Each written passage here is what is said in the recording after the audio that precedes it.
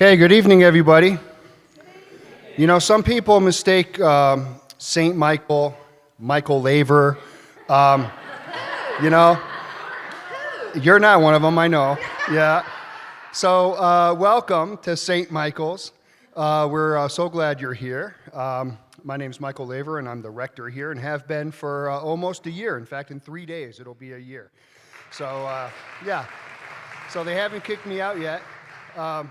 So it's a joy to be here in this beautiful community and in this beautiful building, and it's a joy to welcome you as well. So let me hand this mic over to Don Schranz, Father Don Schranz, Mother Gretchen Rattery, or no, let me hand it over to Ginny, our chaplain, Ginny Mazzarella, who's the rector at up in Avon, and she will pray us in. She's the chaplain to this whole process, and then we'll do some introductions, and then we'll give you instructions in terms of where you're going to go. Okay?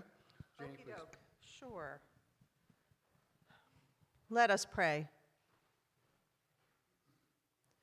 Gracious God, you've been bringing us together all this week to listen and to learn from our three candidates for bishop. Open our hearts to hear them and for them to hear us. And then let us use this time to help us discern who you are calling to be our next bishop. Bless our three candidates. Bless Cara, Lauren and Rachel. So sorry, Lauren. And bless our gathering. And we ask this in Jesus' name. Amen. Where are you?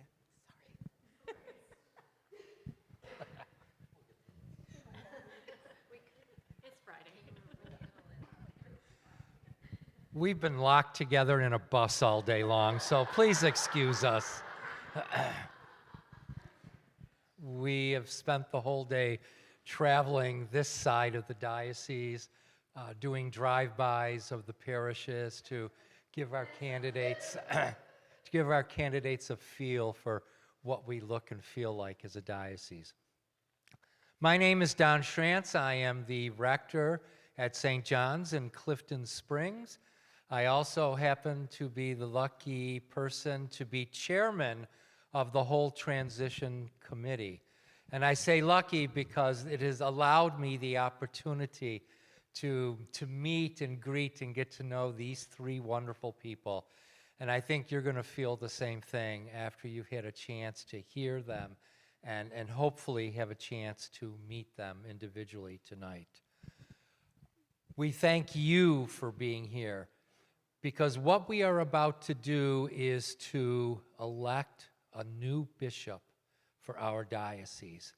And that is one of the most important things we can do as a community. And so we need your input, and we invite that tonight. And in a couple of minutes, we're going to break up so that we can go into smaller groups and discuss with the candidates almost individually a bunch of different questions that we have and a bunch of questions that hopefully you're going to come up with this evening also. But first, I want to invite the candidates to come up and to introduce themselves so you can get to hear a little bit about who they are and their family life, married life, and everything else they do. And first up is Cara. Thank you, Don. Good evening. My name is Cara Wagner-Shearer.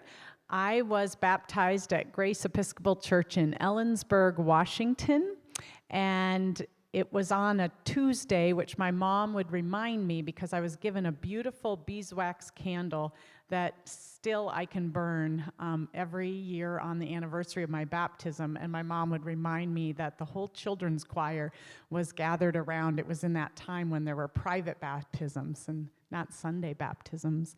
And when I was just a year and a half, my family moved to Marshall, Minnesota, to a tiny, do you know about Lake Wobegon over? So it was all Catholics and Lutherans in a tiny little church that held about 60 people, though I'm not sure there were ever 60 people there. And that is the church that I grew up in and was confirmed in. And that was the church where on the Sunday after Easter, when nobody comes to church, the rector had the youth group do the service, and I got to preach the sermon. And that was the beginning. People said, "Oh, you should be a priest." And I said, "No, I'm going to be a teacher."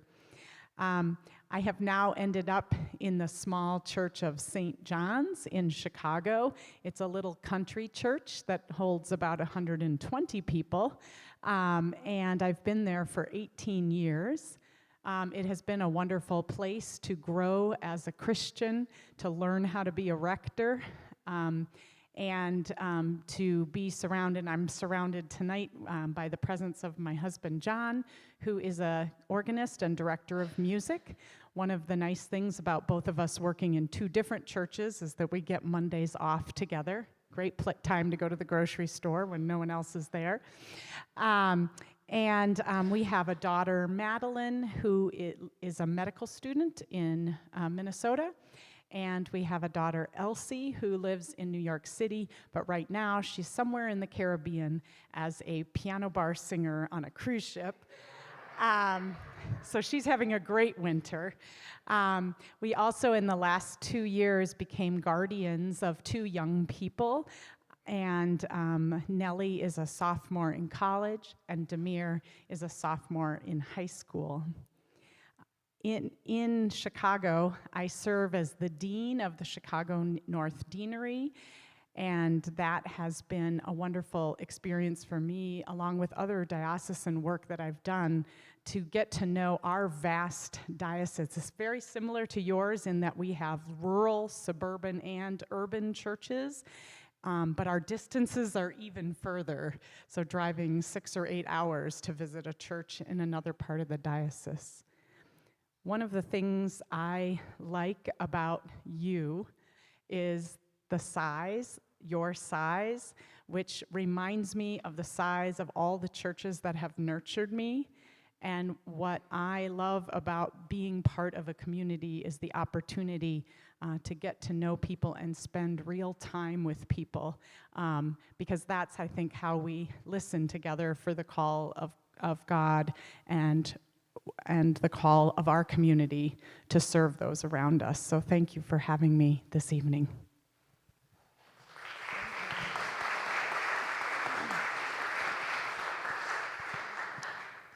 Thank you. I'm Reverend Rachel Tabor Hamilton. I am the rector of Trinity Episcopal Church in Everett, Washington, in the Diocese of Olympia. And today I am with my husband, Nigel Tabor Hamilton, who is also an Episcopal priest, and he is serving in another congregation in Snohomish County where we live, where we work, and we live on Whidbey Island off the coast of Washington. I am also a board-certified chaplain, healthcare chaplain, and that certification and sponsorship actually comes through the Office of the Suffragan Bishop for the Armed Forces and Specialized Ministries. So in addition to that, then the work that I've been doing for the past several, almost now 20 years is specializing in recovery in organizations that have experienced organizational trauma or crisis. So in the same time that I've been building pastoral care departments in different settings, I was always working in an Episcopal church setting of some kind. So that means that I've had that opportunity to sort of be in a variety of models of parish. And so from the inside out, being familiar with models where there might be a couple of parishes with one clergy person part-time. There was a cluster of parishes with 5, etc. Right now, for the past 13, going on 14 years, I've been the rector at Trinity full-time. And I came after a clergy person who was removed for sexual misconduct. So in working with that and rebuilding identity is a lot of the work that I'm often called upon. I'm also your vice president of the House of Deputies of the General Convention of the Episcopal Church. And in that role, I serve on several different standing commissions and committees of the church, which I will tell you right now, if I were to ever have that moment of being elected as a bishop, that all goes away. Yay! And and I get to focus just on you. And when I ask myself, why you? So I had to really suppress my my glee as our bus or van, what are we calling it, our caravan, came into at Geneseo, because I graduated from Geneseo as a student and had walked into this church, was also very cultivated by the Newman Center as a student, with other students asking spiritual questions together, and also because of the humanities that are so great at this college, being introduced through a medieval history professor to the Trappist monastery of the Paffard. And all of those influences together really made me see and hear for the very first time a call to vocation. Now, it took me many, many years to figure that one out and be guided in that journey. But it began here. It began here. And there's something kind of wonderful about the circular nature of the path, of potentially having a life and a career, of being able to come back and give to you to any extent. If I can even touch upon what this area and diocese has given to me, I will feel blessed. Now, I have a deep family history on this side. On my mother's side, I am Shakan First Nations, which is the Shakani Band is in British Columbia, and it is part of a larger tribal Nicola association. So whereas we're Athabascan speakers, we find ourselves surrounded and affiliated with Salish speakers. It doesn't mean anything to you, but it means that I hang out with my Navajo brethren because they speak Athabascan too. So, and in that, on my father's side, what that means is they have a long history of being part of the colonial Protestant movement to these shores. And they came over, the first Ingersolls, on the second ship that was also named the Mayflower, that landed in 1692. And as history would have it, a Congregationalist preacher, Ingersoll, they used to call him Priest Ingersoll, actually ended up settling in this area. He was chased out of a lot of areas because he was an abolitionist. And when he settled in Dresden, right here on the Finger Lakes. And one of his sons was born there, Robert Green Ingersoll, the great agnostic of the early humanist movement. So again, I was raised by a rationalist and a traditional native, and bringing those things together means that I'm deeply committed to the reconciliation of our faith history, and also deeply connected as a kind of bicultural person to helping create relationships of reconciliation. So that is a lot of the work that I have been doing in the Episcopal Church and in my diocese and in the overall organization of the church. Thank you for listening to that and hearing my story. It's a privilege and honor to be with you. Thank you.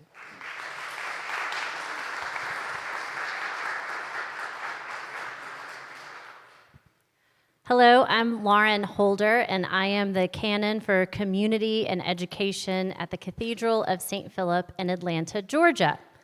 This is usually when I say I'm joined here by my husband tonight, but he's not with me tonight. He's on an airplane heading back to Atlanta to be with our two children, Charlie and Lucy Ray.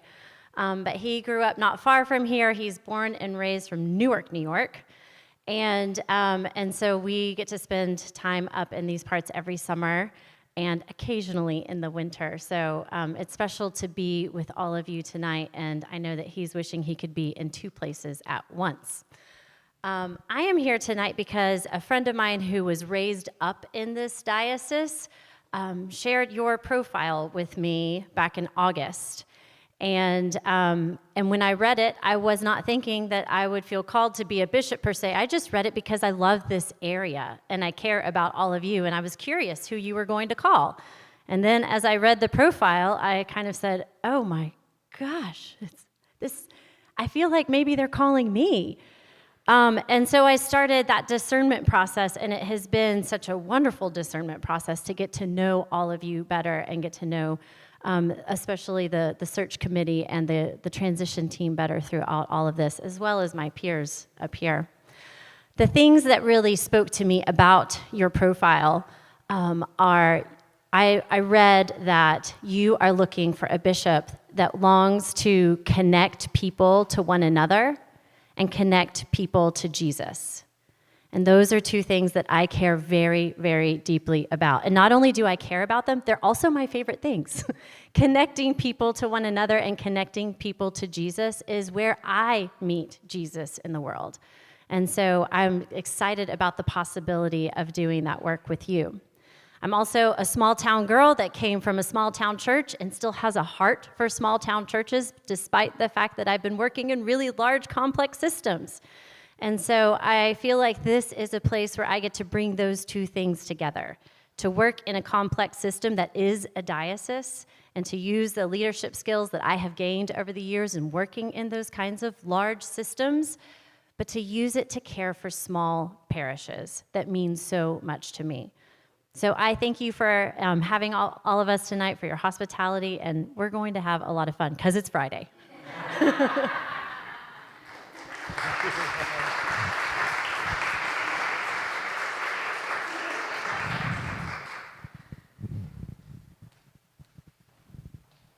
it's my turn. Your right? turn. It's my turn.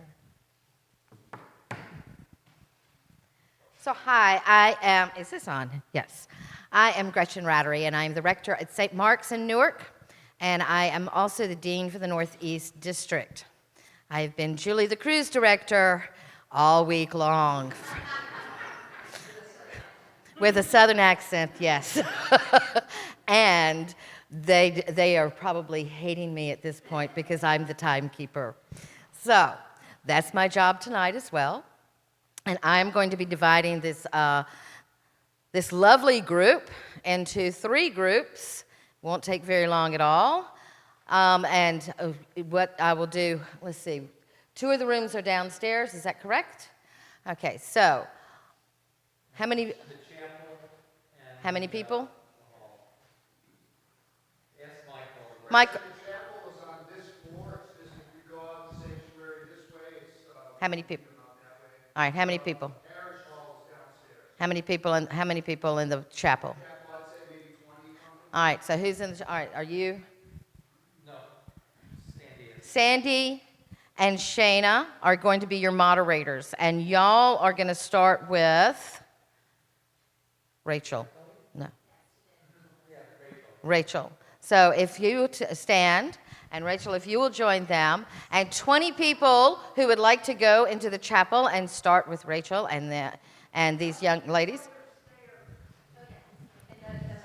Does it require stairs? A couple stairs. If you need the lift, it's probably better to stay in here. Anybody who needs stairs, anybody who's going to encounter stairs needs to stay here. So, okay, they're gonna change.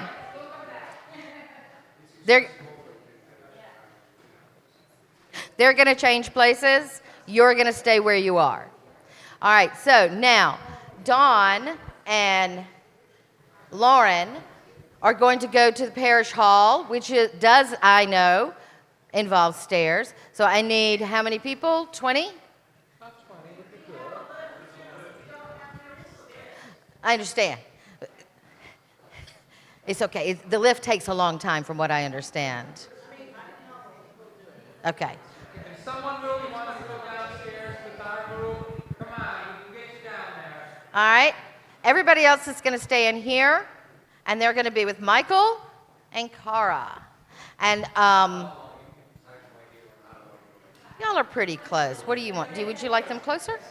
Okay, so like good Episcopalians who like to stay in their seats, you're going to be challenged to move forward, please. Move. Yes, yes. This is the room that will always be on camera, so behave. This is the, Johnny. I know, it's difficult, I know. This is the room that is going to be on camera. They will have microphones, and every 40-ish, 30, 35, 40 minutes, we're going to switch candidates, okay? All right. And now, y'all don't have to listen to me anymore tonight. They're like extra wide, so I've got myself. Don't let me disturb you by walking on.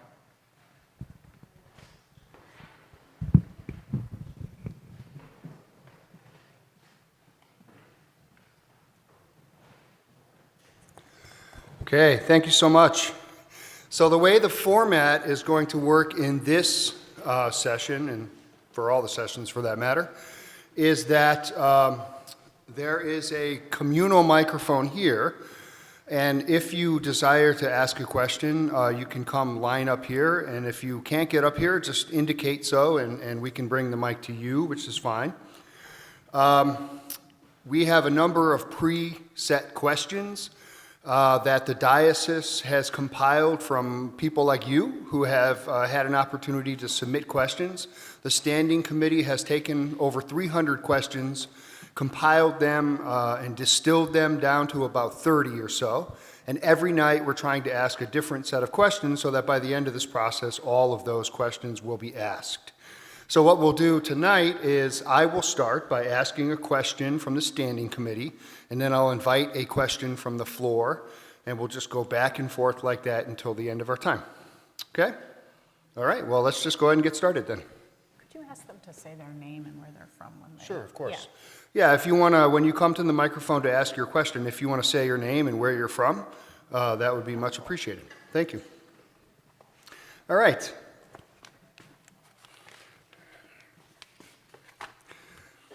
Our first question is, do you have experience with the Episcopal Church anti-racism curriculum Sacred Ground or a similar program? What would you do to promote Sacred Ground or any other program in the diocese? So in Chicago, we have a required anti-racism curriculum called Crossroads, which is a secular program that was developed with Lutherans and Roman Catholics in Wisconsin and Illinois. So that's what's required. And I went to that required training because it was required for seminary. And I remember that training really well because though I thought I knew something about history, I learned a lot of new things and, as you might imagine, disturbing things. And I remember a lot of people feeling a lot of guilt and shame. But I left that training feeling free because it was the first time in my life I'd been introduced to the concept that racism wasn't just what I think about you, or you, and that it was about changing my mind about people. I understood, I think for the first time, the way that we have that we have set our institutions up to include some and not to exclude others. And I found that freeing because I understood that while I might not have been responsible for the horrors of the past, I could do something about the future. And in particular, as a person of faith, understanding that the church has been part of that structure of oppression, that I could do something as a church leader to dismantle that. However, I also knew that requiring that training is not the attitude you want to have when you go into it, because it's something that you have to want to know about, I think. So I think it's a delicate balance between requiring and hoping to have a conversation. And I'll never forget, after being in the parish for, I think, 14 years, and sometimes preaching or showing a film or having a book discussion, and some people would go off to training by themselves. One of our members went off by himself, and he was encouraged to bring it back. And he said, he came back, and I said, okay, what do you want us to do? And he said, let's have a book group. I was like, that's the whitest thing I've ever heard of. But it was absolutely the right thing, because a group of us read African American literature, fiction, nonfiction, we saw film, we went to a play, we saw poetry, and for 2 years, every month, we put ourselves in someone else's shoes. And we did a Latino book group, and then that encouraged more people to go to the training. And I'll never forget when 3 of us went to the training, and it was a big deal because it was Thursday night, all day Friday, all day Saturday, and the annual meeting was on Sunday. And so when they at the training said, okay, what are you going to do? I was like, okay, well, maybe something in late February or March. They said, no, we're going to go to the annual meeting tomorrow, and we're going to ask people to help us with this project. And one of our members, a white man who had just adopted an African American baby, stood up and said, "Who will help me make this world better for my daughter?" And that was the biggest sign-up sheet we ever got for anything. And so it taught me that what we need when we talk about systems of oppression of any kind, it has to start with our own experience and the ways in which it touches our own life. And that is what inspires us to dig deeper and to know more. And that everywhere in our history, regardless of where we are, our family history or the history of our church or town or state, are points of connection where we can start the process of listening to the past, listening to how it ripples into the present, and being willing to help shape the future differently. So I am familiar with Sacred Ground, but I have not done the curriculum. Here's where I'm not always the greatest dean. I was like, hey, there's this new curriculum we should do, and I set it up for some of my clergy, and then I was supposed to start it in January of this month with another group, but I had to come here, and so I haven't actually done the Sacred Ground training. But I think what I like about that, which different than what I was used to in Chicago, is that it's more faith-based, and I think that's the other thing at least my folks in Chicago are yearning for. Yeah, you can get all kinds of anti-racism stuff in the secular world, but what does it have to do with our faith? What does it have to do with our Christian walk? What does it have to do with the way we structure ourselves in church and how we open our doors to the world? Great, thank you for that. I'd invite a question from the floor. Okay. Michael, please. Kara, I'm Michael Hartney. I live in Watkins Glen. You've met with Bishop Lane, and you understand that the diocese has had some feelings of angst and trauma and division from the bishop's office, the bishop himself, and congregations in the diocese. Having learned that and been with us for the last several months in your discernment, how would you help us?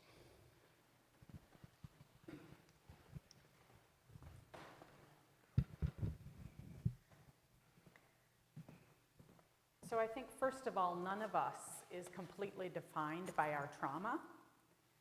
It is part of us, but as Christians, the thing that is at the deepest of our core is that we are made in the image of God. And yes, sin is when we blot that image and don't see it in ourselves and don't see it in others. And I think that the trauma is what you mentioned, but it's actually even wider than that. We were just talking about anti-racism. So the land on which we stand is stained with blood, going back to the native peoples.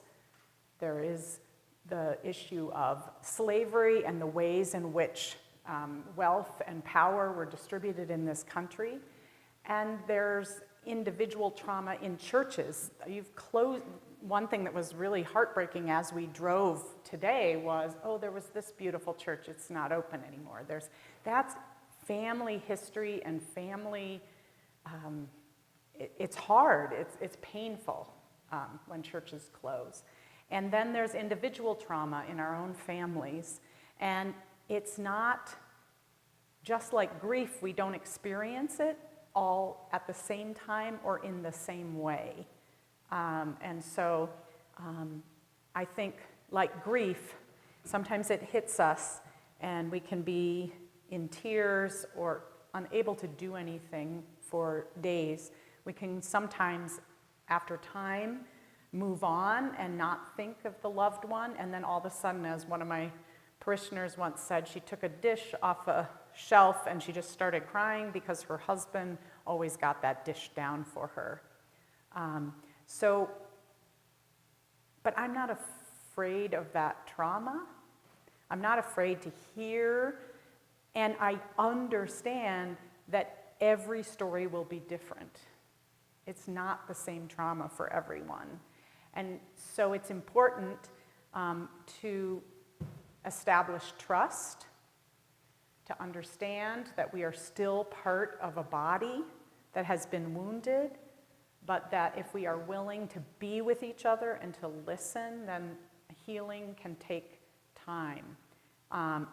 But it also takes action. There are things that we can do to help us to look forward and not let that trauma define us. And we can sometimes change things that we made mistakes on. I think of a time in my own congregation when I asked a musician to leave, and it was very hard, and there were fights, and a couple parishioners left, but we all worked very hard to stay in relationship with each other. And when one of my former parishioners was dying and her priest down the road was also ill, I went to do last rites with her. And I was so grateful that we had not let that fight and that hurt define our relationship forever. And it was a great gift to be with her. So that's how I respond to trauma, which is to listen, to be present, and to look for where we can move forward, never forgetting that God promises that out of death is resurrection, and that the light of God, the image of God, is in each one of us. And it's still there, even when it is clouded. Okay, thank you for that. The next question is, how would you counsel a rector when her or his congregation is deeply divided politically? How would you lead a diocese in which some are left-leaning, some are right-leaning, and some would prefer a neutral response?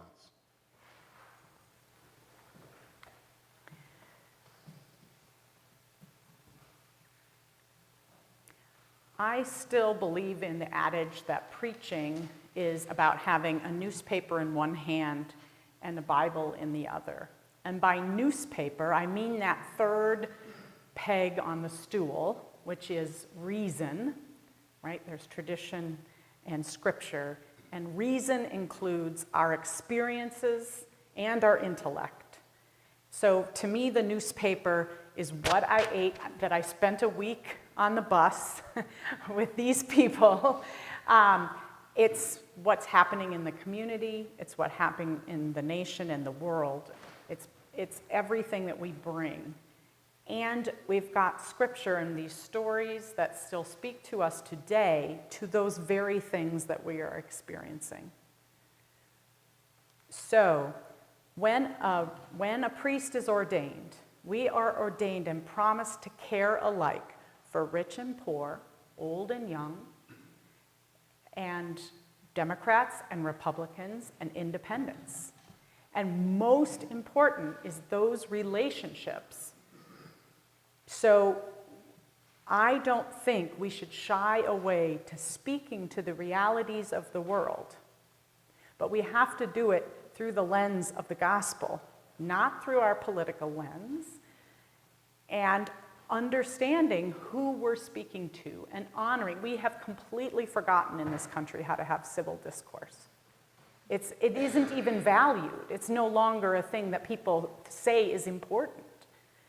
But in the church, I think that if you have a congregation that has people from different political thought, you have a gift that God has given you as an example to the world of how you can stay in relationship and love each other and do the good things you have been called to do together.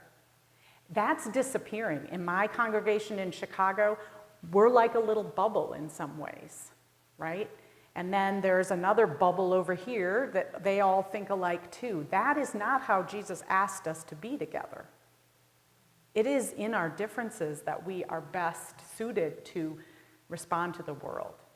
So my counsel to a rector is to remember first to love all the people in their congregation, to know their stories, but not to say nothing, because that's the other thing. I once talked to a church that said, we just hang our politics like we hang up our coats. Well, I mean, Jesus didn't hang up his politics. He said, bring me those who are hungry, those who are possessed with demons. He didn't leave that out. He brought his whole self to wherever he was, and we have to do that. So that is what I would encourage. If you love people and you treat them with respect and you see the world through the eyes of Jesus, then you can be a real light to the world. And we have to commit to being together despite our differences, because our differences are actually our greatest asset. Great, thank you for that. All right, a question from the floor.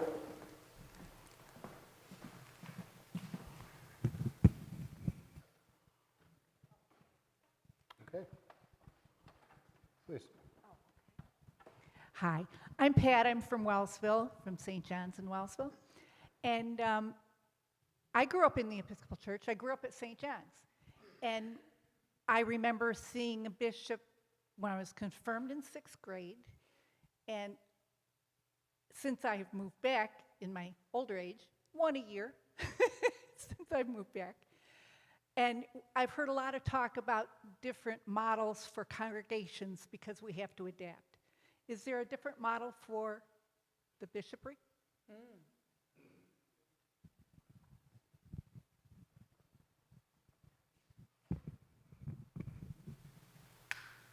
So I was the same in rural Minnesota. I do remember the bishop the day I was confirmed, and I really don't think anyone thought much about him any other time. So I'm aware of that. What I've asked some of my friends who are bishops is, how much is it that you really have to be out and about? Because what I care about is the people in my congregation or the people in my diocese. And because of the way in which I believe the way we are together has to do with relationship, you can't do that. Zoom can help, but that isn't what that is, right? You have to be with people. And in my experience in my own parish, I have always done diocesan things. So I've always been, as a rector for 18 years, I've been on every commission and committee, and I've always had to balance that. And what I discovered that is whatever I was doing for the diocese, there was always things that I was learning and bringing back to my parish to enrich them. And they liked to hear what was it like on the ground. So it was helpful for me to be in a parish. And I think a bishop has the same kind of choices. Yes, they are required to be at national meetings and other things, but you have a choice for how you balance that. And I know what it's like to be in those outskirts. When I was on the Congregations Commission, which was our group of people that were liaisons to parishes that were not self-sufficient, I had some of the farthest away congregations, and my visits there, specifically on days when they had their food pantry or their free concert, whatever it was a wonderful, it wasn't like the rector from the big city who is there to just dispense, charity. It was about relationship and learning. So when I went to the small town on the Mississippi River, it was actually the poorest county in Illinois with the highest opioid addiction, not in the city, there. And they did a food pantry, and they were a light because they were the only church that would help you, even if you didn't belong. Then I went to another town that was a college town. Illinois didn't have a state budget for 2 years, which meant the colleges weren't getting their money, which meant that they didn't have enough students, the professors were leaving. And this little group of Episcopalians, there had been a split between, speaking of trauma, between some who had left the Episcopal Church for the Anglican and them. And they were staying in this bank/7-Eleven building was their church. And they had a trans woman on their vestry. Now, it's one thing to be a trans person in Chicago. It's a whole nother thing in the middle of rural Illinois. And they were a light. So I would come back, I would feel so enriched to know that the Episcopal brand of the Jesus body of Christ was really making a difference in that place. And that is something that the people with the money who could help and also needed to hear when they were struggling. Like we're all trying to deal with budgets and lack of people and technology, and we're stronger when we learn from each other. Okay, thank you very much. The next question is, what do you see as the future of the church? How will you lead the people in our diocese into that future? Do you remember that? I don't know if I think it was a bumper sticker when people were saying, children are the future of the church. And then there was a bumper sticker that said, children are the church. I think we are the future right now. Somebody at one of the sessions essentially they asked, will there even be an Episcopal church in 100 years? And I said, and I say again, will there be Episcopalians? Will there be Presbyterians? Will there be Lutherans? I don't know. But I do know that the gospel of Jesus Christ will be alive and well. It cannot be snuffed out. Our decisions are whether we are going to get on board with what God is doing in the world. That's what we should be focused on. It's hard when you have a mortgage or a falling down roof or a building that's leaking. We can get ourselves so involved in those things, which are not unimportant, that we forget what our mission is. But I believe that God is working in the world, and we have a choice to either work with God or do our own thing. One thing I might encourage every congregation to do is to think, this one's painted white, but this church was built to look like the bottom of the ark, right? So if this whole church turned upside down, just with the people here, St. Michael's, with Michael on board, and floated away in a storm, would anybody in Geneseo notice? That's the question every church has to ask. So are we on board with Jesus' mission in the world, or are we doing our own little thing on our little boat until we can't do it anymore? And that is the kind of thinking, I think, which isn't about the future, really. It's about the here and now. The pandemic kind of did that to us, right? It kind of did that to us, right? And if people were struggling and the COVID shut down a lot of churches. And if you're here now, you survived, and your church survived, and that is good news. And we need to think like we thought like we thunk in COVID. What are the essential things that we need to do as a church? And how do we get on board with what God is doing in the world? Great, thank you for that. Okay, your turn. Anybody would like to ask a question? Hey, Johnny, please. Hey, Kara, I'm Johnny Ross. I'm at Scottsville and Caledonia, both. So my entire ministry, most of the part of it has been in small churches. At last count, the last episcopate, 15 small churches closed in this diocese. And that's a lot for any bishop, no matter how long they stay, right? And my experience has told me that every time a small church closes, it sends shock waves through the other small churches. Am I next? Will I not get the funding? Will my grant not be approved? Will, whatever, right? So talk a little bit about the Episcopal voice in small communities and how important that is in small, I would say, rural and small communities. Mm-hmm. And talk about, if you don't mind, what you might do when faced with a small church's future looking like that would be snuffed out, if you want. Okay? Sure. Thank you.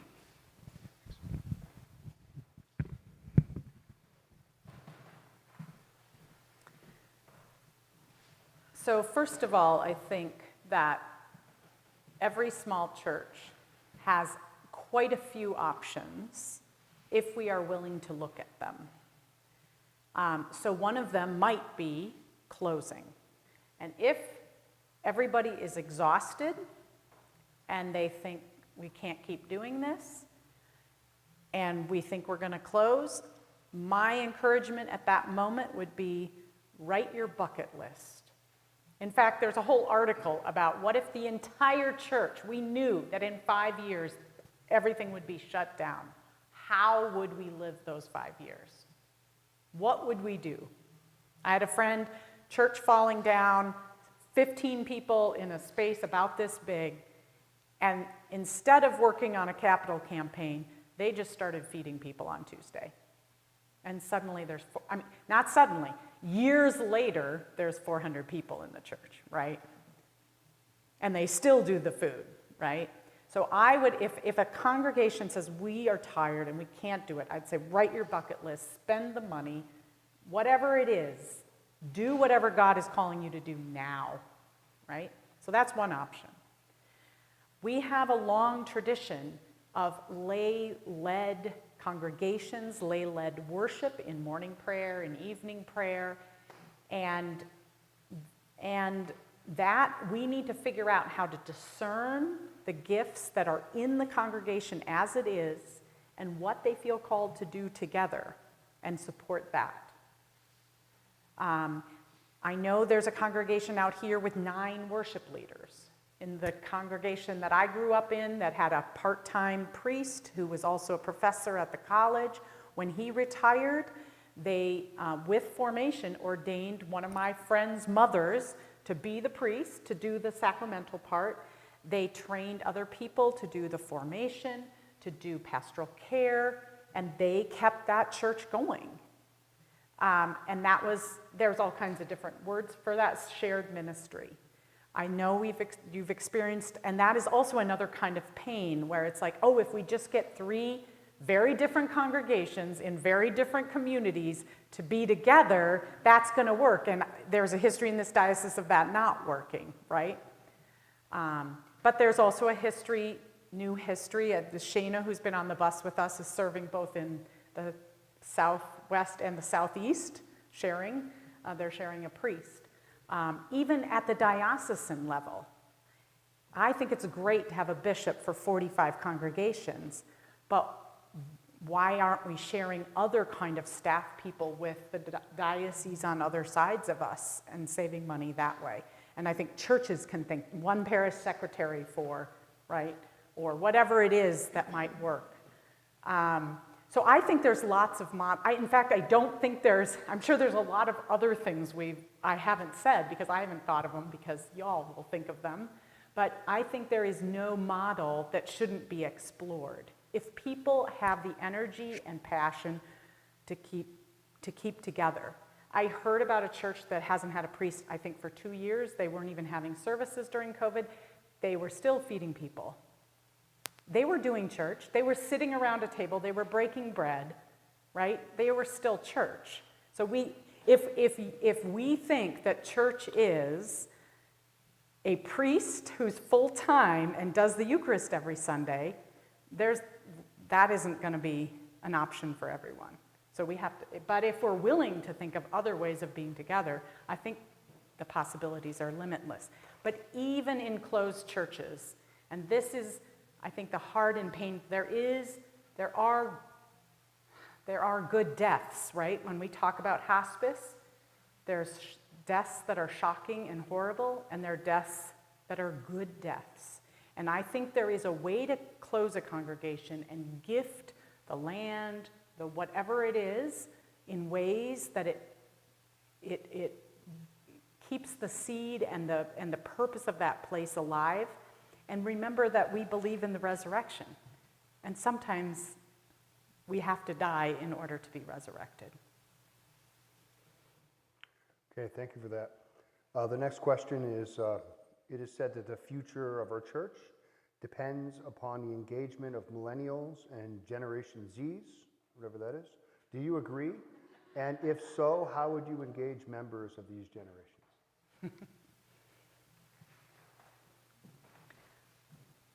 I was born in 1969, and I always think it was the best year, I'll just say. But lots of good things. Sesame Street, Stonewall, a lot of great things. Walking on the moon, most important. But what I always thought was one of the gifts of the year that I was born is that I've always felt like I've had my feet in two worlds, the one that was being dismantled and the new one that was coming out, and that has proven to be a very helpful thing in being a church leader, knowing kind of the generations before and the generations to come. And the thing that I have noticed about, and you know, my own congregation is actually the largest it's ever been this year, which is shocking to me. But I want you to understand, I know that's because I live in a city where people move around. It's a whole, you know, it's like falling over to have new people in a church when you have people around you, right? So I don't want you to feel like bad about that, right? But we do have young people coming to our church. And I think they come for two reasons. One, they see that what we're doing matches what Jesus was doing. And they want to be in a place that talks the talk and walks the walk. And they like progressive theology, so that everybody is welcome, we're okay with questions, we don't have all the answers, we're willing to have discussions with people who disagree with us. All those things I think are really attractive to young people. The other thing is our liturgy. People are yearning in a world that is so online and so immediate and so constant that the ancient rituals feed people's souls. I think it's the same reason that young people are using typewriters again and vinyl records and making their own beer. They want to experience the world as it is and know how to do things. And church faith is that, right? So many people are spiritual. The people who are interested in paying attention to their spiritual lives often love and are drawn to the Episcopal Church. So, I don't think we should throw away the baby with the bathwater. I think there's so much richness in our tradition, and we should use it and not try to be something else. Because people are drawn to that, of all ages. But in my experience, young people as well. Okay, thank you for that. Question from the floor.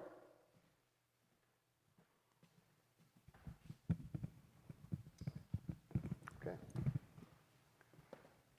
Christine? I'm Christine Talbot, and I'm from St. Michael's here. And I haven't really constructed this question, but I am curious because I've read your resume, and you've been at the same church for 18 years. And just like this gentleman talked about, you know, you must have seen an ebb and a flow. And could you speak to that? I'm just curious. Yeah, sure.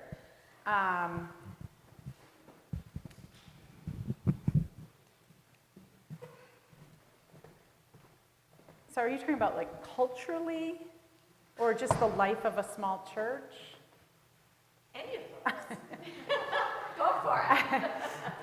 Because people have been asking me why, you know, like nobody else wanted you, that's why you stayed that long. I think it's a strength. I do, there's something about the long pastorate that there are seeds that were planted when I arrived that if I had left, I would have never seen, like the anti-racism thing. Like that was something I thought we should do, but I wasn't going to be like out front, because a good leader is not out front, they're alongside. And so until somebody in the congregation was like, we need to do this, and it was like, yay, so that kind of thing. The other thing that was a little different, the previous rector believed that what empowering the laity meant was that he sat aside and waited for lay people to do stuff. And so it was a rather sleepy place. And I don't think that's leadership. I don't think leadership is, you will do this, you will do that, that's bad leadership, right? Or behind, like, come on, push, right? It's listening. What is God doing in this congregation? What are the gifts in this congregation? Who are we? Where are we going? Okay, that's where we're going? Okay, let's go. Okay, but before we go all the way down here, let's review what we're doing. Is it still working? You know, it's okay not to have a pancake supper every year. If it wears you out, don't do it, right? You know, let room for something else happen. You know, and then it's constantly doing that again. Who are we? And now we have different people, right? Because the other thing about an urban church is that people move, and also like Sunday schools. Like sometimes we have, 8 5-year-olds, nobody in elementary school, and 3 teenagers who are in 3 different grades. So that's not a youth group, right? So there's been a lot of that. We've done Sunday school, we've had 1 class, we've had 3. It just keeps, so you've got to be flexible. So I think but that's about the leadership. Who are we? Where are we going? Oh, let's review that. Does that pray well? We change our liturgy depending on the season. And there are times, okay, one Lent, I was like, we're going to do the Great Litany every Sunday of Lent. And like the 3rd week, somebody came up to me and was like, really? That didn't work. We didn't ever do that again. We still do it on the 1st Sunday of Lent. So that's I guess that it's a lot of fun, right? Yeah. To respond and listen and move forward and move backwards and try again. Okay, thank you for that. The last question here, I almost hesitate to ask it. It's kind of a heavy question, but I will, and we'll have to be a little bit brief. But the question is, how would you have approached communications about the Israel-Palestine conflict to the diocese? How would you help us talk about the Israel-Hamas conflict? And how would you support clergy in talking to their congregations? Yeah.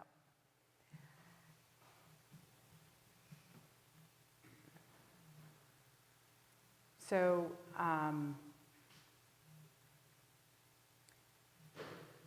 first with prayer. So in our prayers of the people, we are praying for Israel, for Hamas, for Palestine, for Lebanon. We pray just like we pray for our mayor and our president and our legislature, whoever they are, we pray for them. And in my congregation, we say their names aloud, which I think has some power. One thing that I went and met with a rabbi across town and said, how are you doing? And you think it's hard to talk about Israel-Palestine in your church. In his synagogue, it was tearing them apart because they were not on the same page, right? I think it's really important. So if I were bishop, one of the first things I would do is talk to local Palestinians, local Jews, listen to what could be helpful for us, right? I don't think it's helpful for us to make statements without knowing how they're going to be received. And then, and I think this is out of anti-racism work, let's listen to the people for whom this is their issue. So let's listen to Holocaust survivors. Let's listen to Palestinians. My neighbor is a Palestinian Christian whose parents came over in the 70s. I have parishioners married to Jewish folks. So I want to hear from them. I don't think it's helpful in issues that not directly in my power to make broad statements. So I would hope, particularly in this issue, that isn't something I would want rectors to feel like they had to set up in their own congregation. That would be a great thing to set up in a Zoom call where people could listen in if they were interested in the issue and reflect on it together. That's something we could do as a diocese that I think is asking too much of every local pastor to lead discussions, and we keep praying. And also, I mean,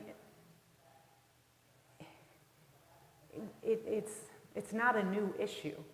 So it's something that we should be informed and talking about so that when I mean, what did we learn in George Floyd, right? Like, all those things were issues, and we needed to be talking about them so that when it exploded, we were prepared and not blindsided, right? Okay, thank you very much. A big Yeah, it's a big big topic, question, and it's yeah. unfortunately we have only a short amount of time. But please do join me in thanking Cara for opening herself to us and being vulnerable with us. Okay. So we'll have a couple minutes, maybe 3 or 4 minutes, to get some refreshments. Use the bathroom if you'd like, and then we will welcome our next guest. Someone here? Oh. Israel, Palestine. And he's going to ask it when there's 1 minute left. Yes.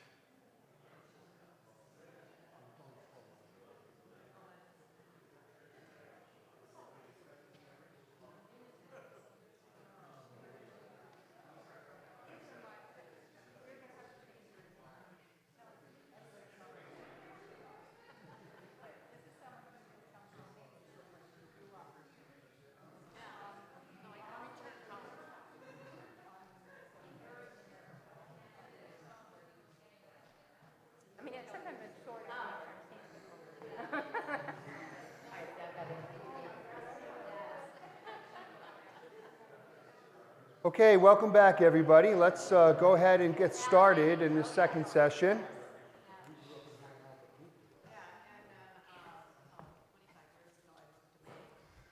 Okay, it's my great pleasure to welcome Rachel to the second session here. Thank you for being with us. Thank you. Thank you for having me. So is this working for you? You're hearing me okay with this mic? Thank you. Thank you. Yep. Okay. Okay, well, our first question is, do you have experience with the Episcopal Church anti-racism curriculum Sacred Ground or another program similar to that?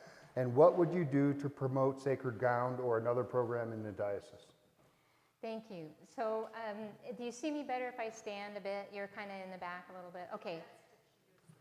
So the Sacred Ground series is something with which I'm well familiar simply because of my work in the church overall. So I'll unpack that a little bit. That basically anti-racism work and multiculturalism work is work I've been doing for over 20 years. So yes, there are many tools that the church has created over that time and before. Our work initially began as a tradition when we were talking about what was essentially a black and white dialogue, quite literally.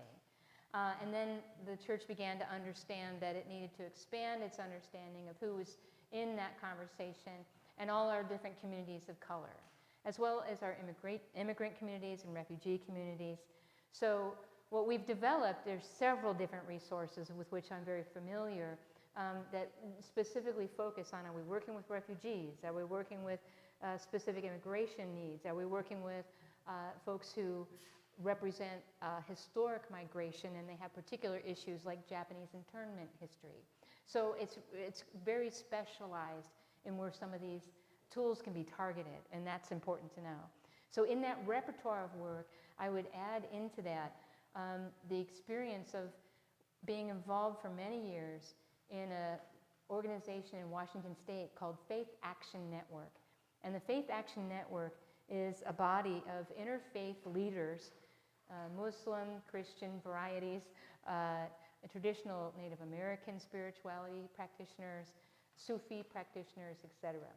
And all of us come together in an intentional way, and I happen to serve on the board of Paths to Understanding right now, and we create curricula that help all of our communities address common concerns around shared problems, such as what to do when, under the previous administration, a lot of racism was kind of percolating up again, and we had Black Lives Matter movement, and it's how to provide tools in equipping our congregants of all of our faith traditions with how to have that conversation and what we need to know so that we are interacting with those groups in a good way, in a healthy way, and in a way that embodies our values in our faith tradition. So it's really important, I think, as interfaith leaders and even leaders within a given denomination to be intentional in having our own dialogue so that we can be modeling and using resources and maybe even developing some new ones. So Paths to Understanding those curricula, the Sacred Ground series has been very important in helping congregations. I've used it myself. Many of the congregations in my Diocese of Olympia have used it. And what's important is to make sure that you are hoping that maybe some of your community of color members will attend, but we're not asking them to do the work that dominant culture people need to do. We're not asking them to be our teachers. That is not their burden. So all of these tools are really important to know who should even be doing them and who should be instructing them, etc. I also belong to, what else? Right now, the Episcopal Church, through our General Convention, has asked to us as an organization to create a new nonprofit organization, an additional one that is sponsored and partnering with the Episcopal Church with its own funding from the church. And so in addition to Faith Action Network, which does a lot of legislative work in the state of Washington, Paths to Understanding that does curriculum development, this group from General Convention, as appointed, I am on the founding body to help create this new nonprofit that it will be called the Coalition of Racial Equity and Justice. So we are giving birth to yet a new organization and community dedicated to the purposes of reconciliation and mutual understanding, to enhance not only our Episcopal Church, but actually it is in keeping with the practice and values of the Episcopal Church and all the other resolutions that we have been building up through time. So part of it is sometimes what happens, what I've observed in my role as vice president, is that we create these wonderful resources. We pass these awesome resolutions. We have deep commitments as a church. We have things that we know that some are using, but kind of seem spooky to others because they haven't seen it in action. And so what happens is we do these things and they can get stopped at someone's desk or computer who doesn't understand them or doesn't think they're going to be viable, or just because they simply don't have time. So one of the things that, as I look at the structure of the diocese currently, as I look at your written materials and the conversations we've been having throughout, it seems clear to me that we need to create a central hub for the resources. It makes sense to me that that would be a hub that the bishop's office would be responsible for creating. That hub would probably be a combination of staff that are equipped to address the many areas of need. I'm very committed, for example, that when we talk about these issues, we're including our youth and young adults as a part of their spiritual formation. We can't have that commitment unless we put money behind it in staffing a position from the bishop's office. That's what I believe. And also we need a dedicated staff person, whether it's part of their whole portfolio, we would look at together. I'm not going to dictate that. We're going to discover that together. But would also include, where are these resources? Identifying them, being a resource housing for what congregations need, what kinds of things to happen, and what's the appropriate curricula or process for them. And then there might be things that we offer more diocesan-wide. In my diocese, we have congregational resource days. We used to have those, and I would like to go back to that. It was really, really handy, because not only did we have opportunities for multiple workshops to happen simultaneously in a schedule where people could come and attend them, lay or ordained or anybody, to come and learn about these tools for various topics and issues. We would also have people who represented congregations that actually had used them to be able to come in and talk about how they maybe adapted them for their context. So all of those things, just a long experience of being active in developing the curriculum myself. In fact, right now, as an extension of Sacred Ground, the presiding bishop's office for environmental justice and creation care has created an addendum to that curricula that's associated with it, where the intersection of racism and the needs for racial equity intersects with the issues of eco-justice and creation care needs, because they certainly do. Our people and communities of color absolutely have intersection with the effects of climate change, etc. And so I'm actually an author in one of those chapters of that new curricula. So I feel very confident that there's lots to offer and establishing how we get that out there. Great, thank you. Thank you. I'll entertain a question from the floor. Michael. There you go. Good evening. I'm Michael Hartney. My question, in your meeting with Bishop Lane during the discernment that you've had, you learned about the path our diocese has recently traversed and the trauma and angst that many congregations have experienced from the diocesan office, from the bishop himself, and that kind of alienation and lack of trust that many of us still have. When you're the bishop, how will you help us? Thank you. I'm very grateful that you asked that question and asked it so directly and in a way that touches on so much of what I am dedicated to in my own ministry. So I would share with you, first off, that I am, and I think I mentioned it in my intro, as a board-certified chaplain. Part of my work as a board-certified chaplain involved a specialization in trauma care. So trauma care of the individual then morphed into being on what are called critical incident stress debriefing teams. And in those teams, that is a national model of first responders that respond to critical incidents or disasters, whether it's a plane crash or there's also special certification through FEMA for that, and whether it's a plane crash or earthquake, a weather event, fire, etc. So I was on those teams, and I've been serving on teams like that in different counties and in states where we have lived. And in those response teams, one example is going into a Trader Joe's, a corporate office, where an employee had committed suicide in the break room. Is just a micro example.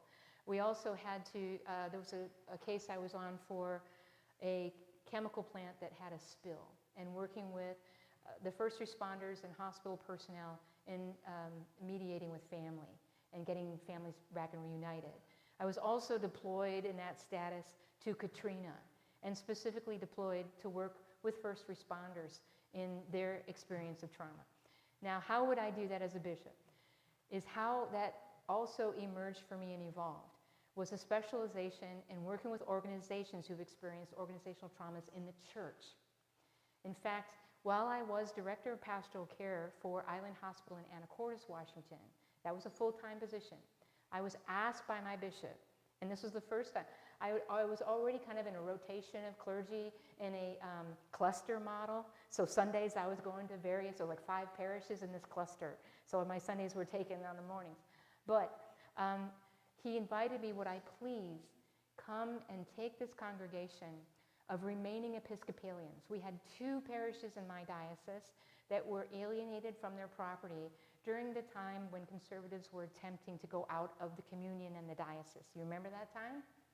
Okay, after the consecration of Jean Robinson.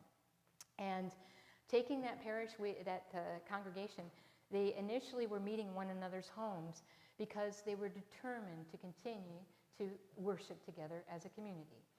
And so working with them and applying all the things I've just shared with you, it was highly adaptable to that situation. And it really centered around the same issues as with corporate trauma, individual trauma, but applied in a faith community way. And then in a space of 18 months, we began by meeting at homes. There was about 12 people on a given Sunday. And over 18 months, we were able to negotiate getting back at least into the chapel that they had abandoned for the larger space. And we grew to 85 members. And the way to do that is to incorporate the trauma recovery areas and tools and techniques into a sense of identity in recovery. So that from that point on, I've always been called and invited to take congregations that have suffered from trauma experience. My current congregation I was invited into because the priest before me was inhibited for sexual misconduct and immediately pulled from the congregation. So working with them in a similar way. I will tell you, just like with any grief process, trauma process, we're looking at an average of 5 to 7 years of intentional work. And not everyone is going to have the same trauma response, depending on how close you were to that event or how it affected you. So there might be people among you who don't even really feel very connected to that, but you know people who were. But there'll be people that you would identify that say they were highly affected. And I've already, in this listening process this week, had people come up to me and say, I was personally very affected and traumatized. Part of the work as a bishop would be to reestablish trust. And one of the ways to do that that's critical in my mind is to set the criteria for healthy communication as the basis for healthy relationships. And to pledge to you, and I've done it, I would do it again, and I will always do it, of being a safe person to come to and talk to. And if you don't feel safe talking to me, no shame, no blame. I'm going to get you a referral for someone that you do feel safe with. And I will not insist that you do this relationship until you're ready. And I will model for you a patience with that, a compassion for that, and a deep professional understanding of that process. Thank you. How would you counsel a rector when her or his congregation is deeply divided politically, How would you lead a diocese in which some are left-leaning, some are right-leaning, and some would prefer a neutral response? I want to use a concrete example and then expand on that. How would I? I'll tell you how I have. Because when I first took this congregation I have, in the midst of all the things going on, I had a man want to make a meeting with me right away. And I'm there my first week. And this gentleman comes in, and we're sitting down, and the first words out of his mouth are, I think the Russian Orthodox Church does church better than the Episcopal Church. And I said, oh, I was curious. You enhance the curiosity. Because there's a therapeutic aspect of being a pastoral care provider. And I was like, well, I was curious about that. And he said, and I don't think that women should be ordained. And I don't think that you should be our rector. And I don't think we should be supporting the Hispanic mission because they could destroy our property. And I don't think that gay people should be ordained in the church because that's where we're headed. This is before marriage equality. And so he went on this whole list of prejudices and on and on. And I heard all that, I took it on. But as a person committed to a therapeutic presence, I understood that is not something to take on personally. I can have my feelings about that, but therapeutically, I need to be concerned with him and his spiritual growth and his journey and say to him, my priority is your spiritual life. Is this community going to be the one that's going to fill your need? Because everything you've just said doesn't sound like we possibly could. And he said, I think I'm stuck here because there's no Russian Orthodox Church close by. And so I said, well, as long as you feel that way, if you really feel stuck, I hope that you'll engage in ways that could be meaningful to you. I know that we have a strong music program, and I just went on in that vein and tried to find a way where he felt included. Because everything he just described was exclusion. We don't project exclusion unless we're feeling excluded. So I encouraged him to look at how he could be included, and he became a member of the choir. Now I'm going to fast forward over multiple years. We get to about year 7, and that's the usual integrative process for identity or trauma. And he is fully invested now in the music program. He's even writing things for them to chant. Some of which they did not always love, but they did because they were committed to being in a relationship as well. And so they were a pastoral community for him.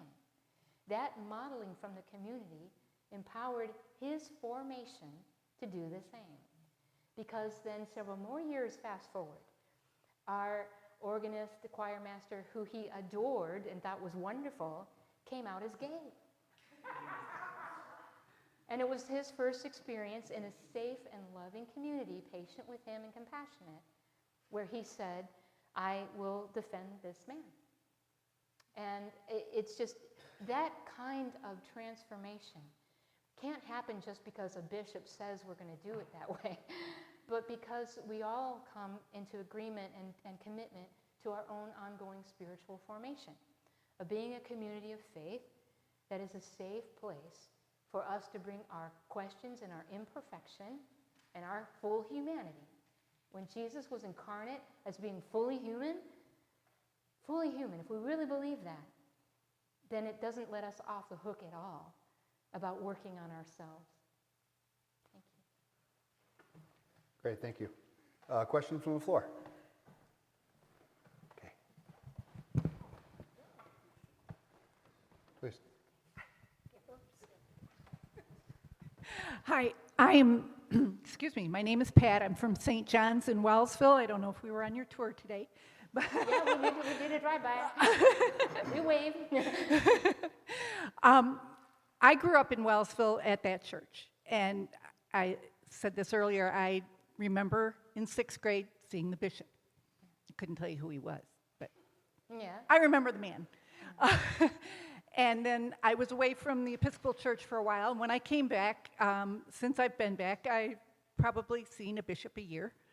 Yeah. And I know you've been very advocate about different models for congregations. Is there a different model for the bishop?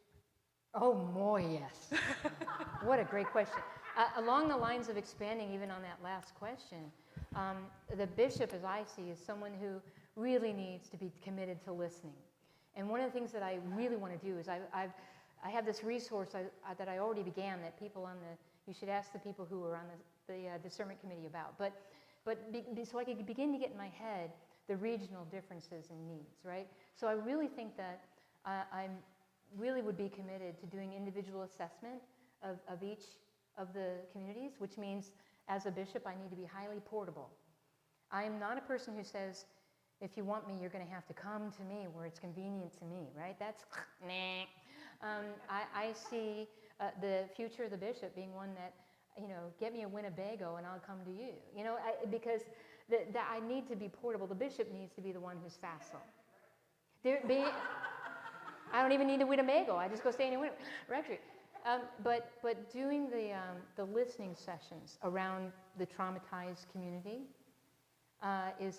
means that I need to go and create those listening sessions. Whether that is we would identify together if a particular parish would want it as a parish listening session. We would identify, are there clergy who need to come together with me to have a listening session? Are there individuals that I need to go to for a listening session? So that's on me, on a bishop, on me, to be the person who proactively, intentionally wants to restore and develop relationship. So in terms of, is there another model for the bishop? Oh, yeah. Because we can no longer be the presence that sort of sits behind a desk and sort of tells people what they should do. And not all bishops are like that, but I've had that experience. I've also had the experience of a leadership, a bishop, making decisions that deeply affect me and mine and never consulted us at all. And that paternalistic model needs to get out. If I'm going to make a decision, what I have done and will continue to do and would do as a bishop is create those intentional feedback opportunities. Listening sessions, I want to collaborate with you, not dictate to you. If you use the metaphor of horses, there are some leaders who I even look at and say, well, that person's kind of a thoroughbred, a little high-strung, needs some preciousness about them, and some currying. And then there's leaders who are more workhorses. And I would put myself as a field horse. It's a field horse is ready to do whatever work needs to happen by going out into the field. And going out into the field where the people's context and the rector's context and the leadership context, so that I can see, feel, hear it, and not just imagine it or make it theoretical. I have done what you need doing. And what I'm telling you is not theory. It's not out of a textbook. And a lot of what I do is based on good principles, but I recognize it to be unique in the way that I do assessment of an organization or community, in the way that I do collaborative moment, and a lot of how I do leadership is informed by my indigenous values. I come from a matriarchal tradition. That doesn't mean women behaving badly in a hierarchy, just the same as can happen with our patriarchs. It in fact means, in cultures that are matriarchal, are much more egalitarian. And they listen. I listen as a leader. I've been formed to be a leader since I was a kid, to listen to the community for its wisdom. Because I can't, as a leader, possibly make a decision that affects you without you. Thank you. Thank you. This next question is a somewhat broad question. What do you see as the future of the church? How will you lead the people in our diocese into that future? The future of the church, I believe, you already represent and are maybe already identifying, because I've kind of heard language that says this is our reality in our congregation, but how do we make it sustainable? Or how do we meet the needs that are creeping up on us? So you already are knowing where the growing edges are, and you know that a lot. And that came out to me in both your written materials and in the listening sessions and in the whole retreat process, that you already are identifying, that you all each have that deep down smart place about what needs to be different. So that is something to honor and provide an opportunity to listen to. And the future of the church, and in Rochester, you already represent the majority church. And I don't know that anyone has told you that, because the majority Episcopal church, the majority of our congregations across the Episcopal church have 50 members or less, the majority population of our church. And then when you start talking about 100 members or less, now you're up in the 70th percentile. When you start talking 200 and more, you're talking unicorns.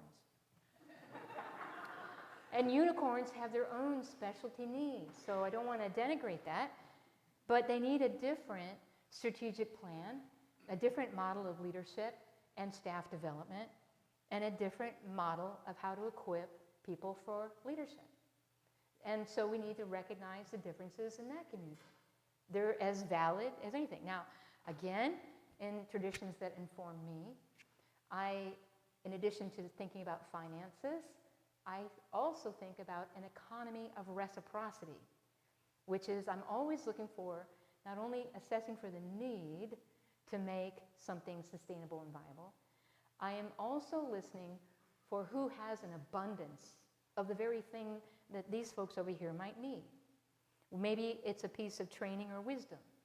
These folks over here, these smaller congregations, why are we asking them to know everything about human resource management, payroll, accounting? Why are we doing that to every single place and expecting they're going to have that resource? So maybe we need to identify a model in which the hub in the diocese is able to provide resources and personnel to be able to manage that for them. And what does reciprocity look like? One example we had in the Diocese of Olympia, in my husband's parish when he was rector of St. Augustine's in the Woods, they had a relationship they were establishing with a Hispanic mission in downtown Seattle. And they're out in the middle of rural Whidbey Island. How were they going to establish that relationship? Now, if they can do it, I promise you, Rochester can do it with the Southern Tier. And what was happening was they didn't want to do the paternalistic model of we will help them. Right?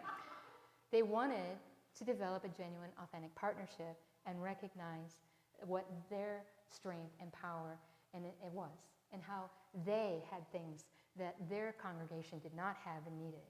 So the exchange of reciprocity in that spiritual economy was, we want to support you, and what we've got is some financing. For goodness sake, they had the heir to Oshkosh Bagosh in their congregation. They could give funding. But that community that needed funding had the brawn that this majorly older congregation needed to help do some very vital cleanup on their property that they were unable to do without paying, without kind of figuring it out. And they wanted to be able to say, this is something they can do for us. And we're the ones that say thank you because we weren't able. And to put ourselves, who are the most privileged, into a position of vulnerability and let go of the power that comes from being the person who does all the giving is very, very meaningful to other community. And I use that all the time. The Diocese of Alaska has some of the most creative programming for lay leadership development and equipping lay leaders for leading congregations and leading services, because the Diocese of Alaska has had to adapt to the reality of their rural village life in the Episcopal Church. And Bishop Mark Lateem, who came from here, is right there on that cutting edge of creating things that are models we could use here in this diocese. Isn't that interesting? Another circle coming back. To be able to equip and train lay leaders. We have another community program that's actually right now up and coming with EDS seminary. So we have a program where, based on competency-based education, so the actual experience of doing a thing, rather than the book learning of the thing, that you can get a certificate when you say, Here's the thing I did. Here's a video about the thing I did. Look at it, and we see the competencies. And so what we've developed through the Reverend Dr. Mary Christ is a series of little certificates that you get that are experientially based. And when you accumulate all of these things, you get a degree or a certification. And there's not a lot of money that goes into that.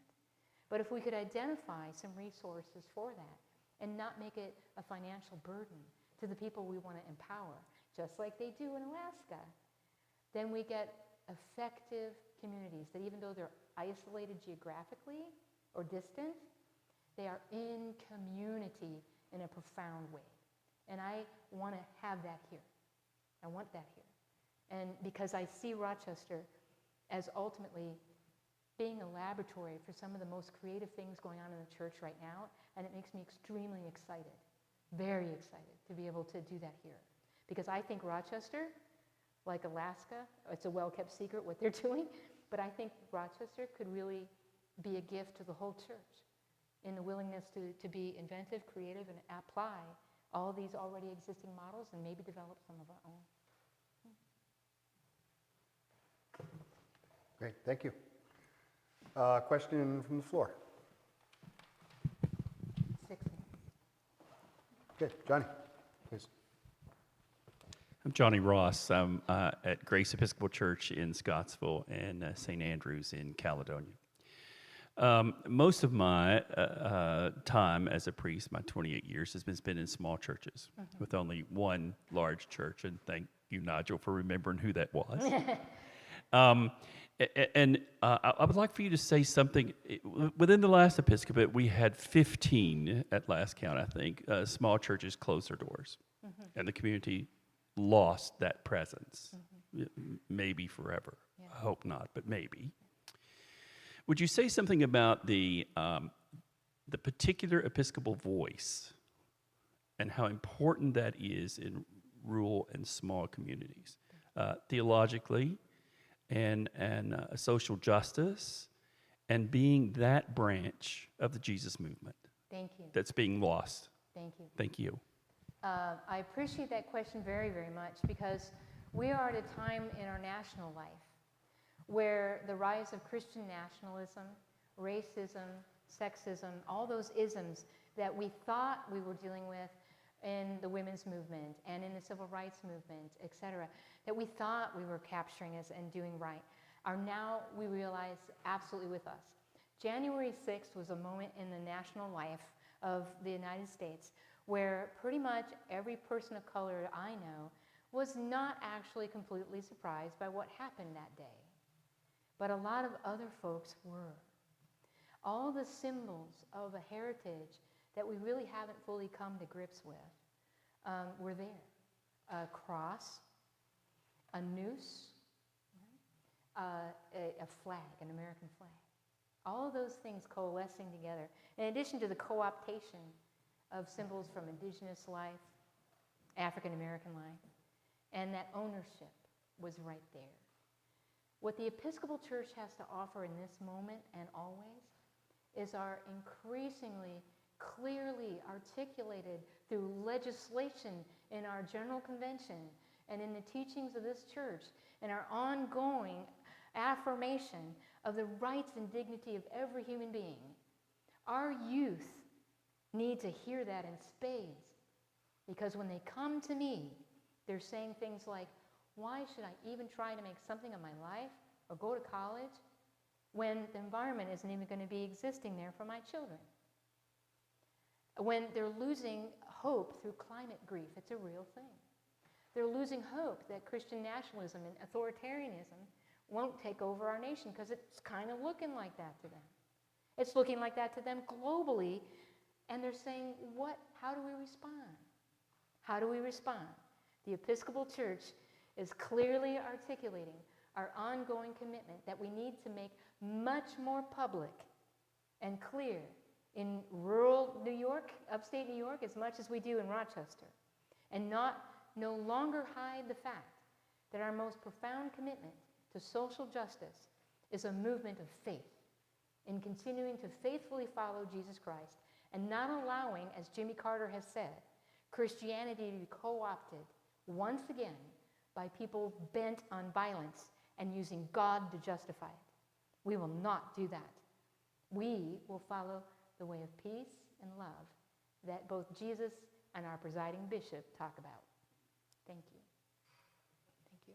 Okay, thank you. Thank you. The last question for this session is, it is said that the future of our church depends upon the engagement of millennials and Generation Zs. Do you agree? And if so, how would you engage members of these generations? I hear this comment a lot, which is, again, I want to restate a commitment to a staff position to be supported and evaluated every year. It needs to minimally be supported for 7 years till we see how it's effective, right? We got to make that long-term commitment. That's one thing. And context is everything. In this place, it would have meant a world to me to know that there had been perhaps in the diocese, not necessarily in this St. Michael's, but in this diocese, someone dedicated to, that I could have been given a phone number for, hey, young college student, questioning your spiritual life, come be with us and we can, show some things. But also here's this dedicated person to walk with you and give you some resources, because really what was available to me was the Newman Center. God bless Newman, who was an Episcopal priest and became Catholic, which is important to me, that both of things are there. But that was an important place because other young adults were talking together. With the advent of social media and the way that we can communicate through Zoom and other networks, we need to also communicate in the ways meaningful to our young people. And not just think that, well, we sent out a newsletter. Were you on TikTok yesterday? That's how they're communicating. We need to have a communication plan that speaks to the young people. So moving forward, anything we do, any program we develop, we have to be asking the question, how will young people, youth and young adults respond? Now, not every congregation is going to need to ask that question. We also need to recognize that, because context dependent, there are congregations who might draw primarily from a retirement community. There are congregations that might draw primarily from under-resourced communities, or communities that speak a different language, or youth who need a different kind of support because of their cultural differences. And we don't want to be always assimilating them into mainstream white America. We are the ones that need to adapt to encourage them to live deeply and faithfully into their cultural ways. So we, in that assessment, it may be that a congregation says, you know what, our ministry is to people over 65. Guess what? That's the majority church. There's no shame in that. Now, if you've got some young families coming in and you live in a college town or you live in a growing area, suburban area, then yeah, we probably want to identify together what is going to make that work. Because it'll be a different solution and set of resources, perhaps, in each place. So we have to get out of the business, and I've said this a couple times, of what the church kind of used to do, in my opinion. It used to create universal widgets for the universal church. And those universal widgets, and even in my formation process, I was reminded repeatedly, you're being ordained for the whole church. As my indigenous identity heard that as you're being ordained for the white church. Do you know all about the Church of England and the history of Europe? Because that's what you're going to be tested on. Is it relevant to working with the Navajo? No. But are the white people being tested about what the Navajo do? What Alaska does? What our Asian ministries do? What the Filipino community needs? What the Hispanic community needs? No. So it's okay to focus on specialized ministries and do leadership formation, whether it's lay or deacons or priests, to do leadership formation that's specific to context. And we have to adapt in that formation. I sit on our Commission on Ministry, and I've been, even though I'm on my 4th year, I was a consultant for 7 years before that, because the COM recognized the need to be highly adaptive and flexible while still maintaining standards of practice. It's all possible. I've done it, and you can. Thank you again, guys. Thank you. Okay, thank you. Thank you. Please join me in thanking Rachel for opening herself to us and being vulnerable with us. Thank you. Oh, we'll take a couple-minute break, and then we'll come back here for our last session. Thank you. Thanks so much for staying and being here. I appreciate it. Are you doing this or this? Oh, very nice to meet you, Chris. Very nice to meet you. Thank you for being here. Of course, yeah, I don't want to walk off with that. That would be kind of a sad thing. That would be bad.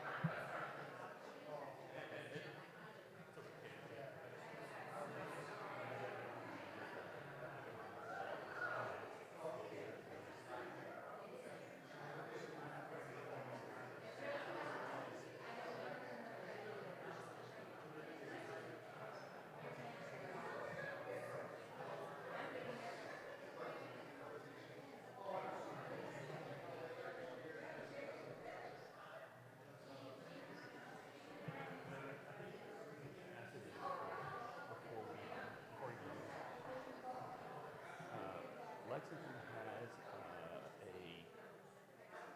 habit of not electing, but electing someone who is totally different. And we did that in Lexington time and time and time again. And I keep saying, don't do that. Let's elect people for us. And, you know, Doug was, when I first heard him speak, I left there and I said to the group that right me, that's something that I do.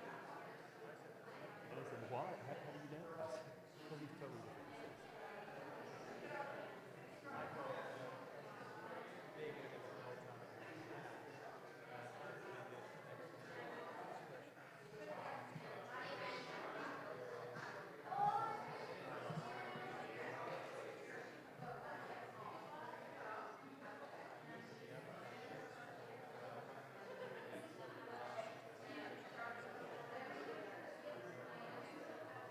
He was out from the beginning. I mean, it was like,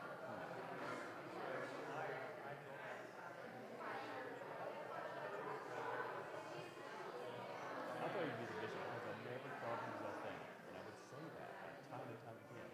What makes you think that this is the real God? You know, because he's, yeah. Right. Yeah.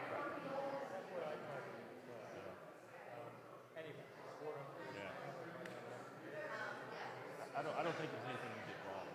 I think there's something you did.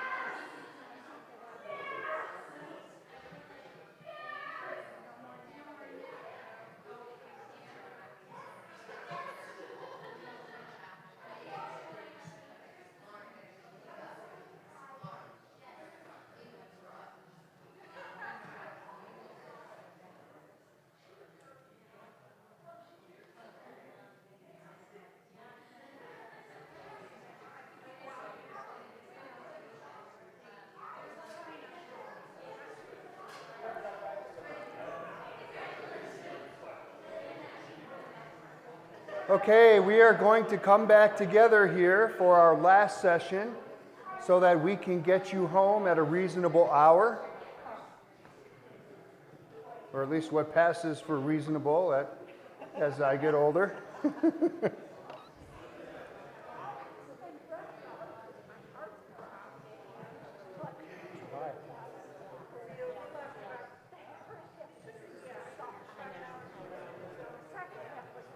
We're huge Packer fans. Oh, yeah? My son is too.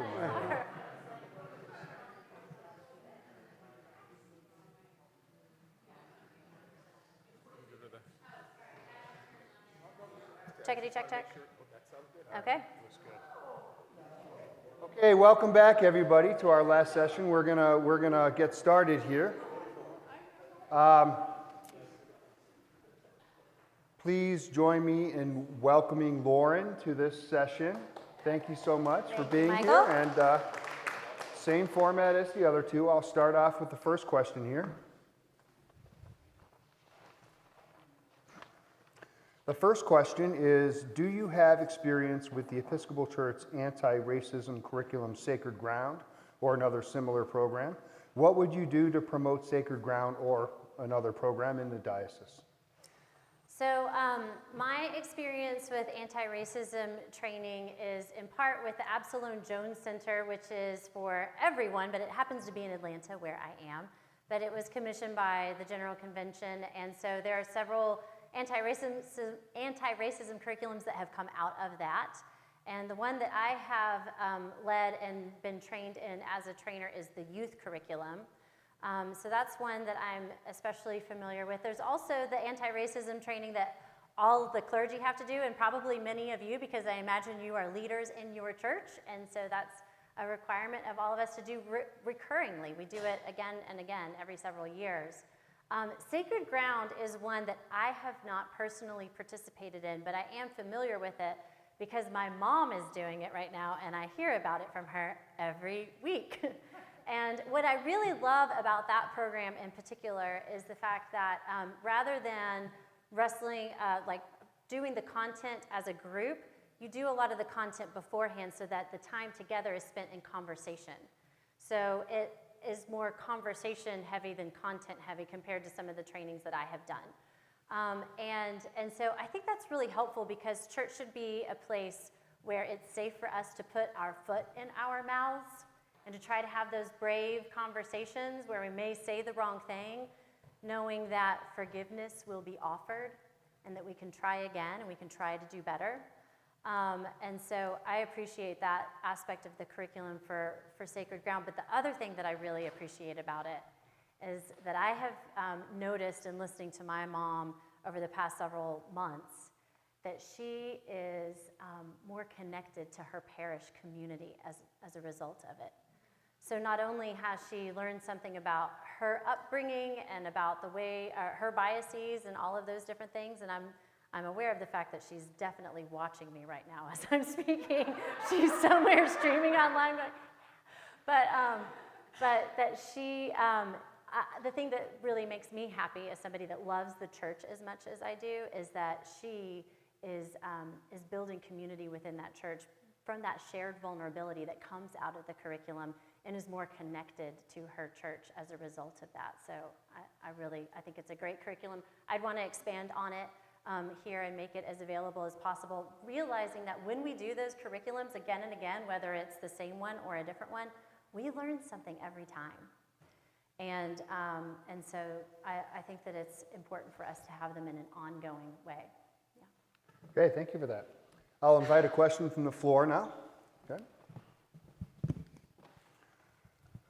Michael, please. Good evening, Lauren. Michael Hartney. Michael. I'm from Watkins Glen. When you met with Bishop Lane, you learned about the divisions and the trauma that many of the clergy and congregations in our diocese experienced from the diocesan office and from the bishop himself during the tenure. As our bishop, how will you help us in the years ahead?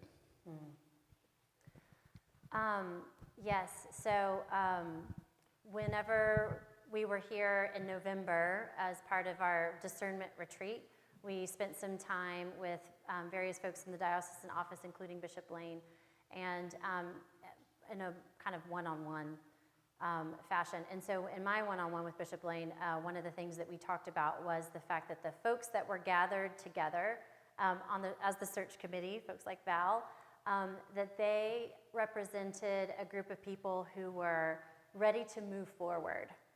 Doesn't mean that they weren't necessarily wounded or hadn't been affected, but that they were ready to move forward, and that not everybody is there yet.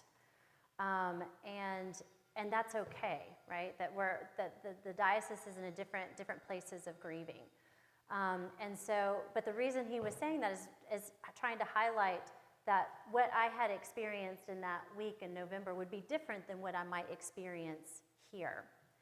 And I have heard more of that grief, and also get the sense that as some of you have shared that it has helped you recall your own grief.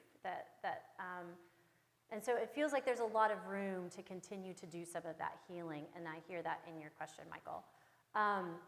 I would want us to break bread together and be in community with one another as much as possible. But I also would want to really focus on my relationship with you being a ministry of incarnation and a ministry of presence. It would be really important for me to be with you regularly. And I know that I remember reading in the survey responses, somebody talked about how, this bishop is going to have to be ready to drive and everything's so far away. That is not my experience. This is normal for me. Driving as far as Atlanta is not like this, but where I am from, like especially where we were driving today, looks just like the Allegheny Mountains that I grew up in. And so driving an hour to visit another parish is not onerous. And being present with you and not just on the Sunday visitation, but attending a vestry meeting so that we can grapple with the different struggles that your parish is facing. And then also having more organic gatherings. I've talked before about maybe meeting up at a coffee shop or a diner, but then today when we were at Letchworth, I was like, let's go for a group hike. Let's all go for a walk together in this beautiful space. And maybe one person would show up, maybe nobody would show up, maybe 10 people would show up, but that would allow us to get to know each other outside just the church business, or outside me being in the pulpit and you being in the pews, but something that would be more organic. And I would hope that would engender a sense of trust in the diocesan office, and that would heal some of the wounds of distrust that you have experienced. But I think that it feels to me like there's still some need for truth-telling. So holding some space for that, whether it's bringing in an outside mediator or just sitting at a table together. I do get the sense that there's still some need for that, and I would want to provide that for you. Okay, thank you very much. The next question is, how would you counsel a rector when her or his congregation is deeply divided politically? How would you lead a diocese in which some are left-leaning, some are right-leaning, and some would prefer a neutral response? So I previously have served in 2 parishes that were very progressive. And I loved serving in those parishes because I felt like a fish in water. It was a very comfortable space. I didn't have to worry about offending anybody for the most part on a Sunday. I know too what it can feel like to be, because in those spaces where most people were progressive, to be the lone conservative person that feels a little bit like a social pariah, and trying to make sure that person has a space to be seen and belong also. But right now I serve in a parish that is very conservative and very progressive and everything in between. And I have to tell you that it has been one of the supreme blessings of my life to serve in that place, because it has grown my compassion and has helped me to not dehumanize people that think differently than I do. And so I think, if there's a rector that has a parish that is deeply politically divided, I say, congratulations. You have such an opportunity to be a witness in this world of what it looks like to pass the peace with somebody that you disagree with, in a place where, in a time where everything is so much more divided and bifurcated, And we're, going into a political season where that's going to be even more so.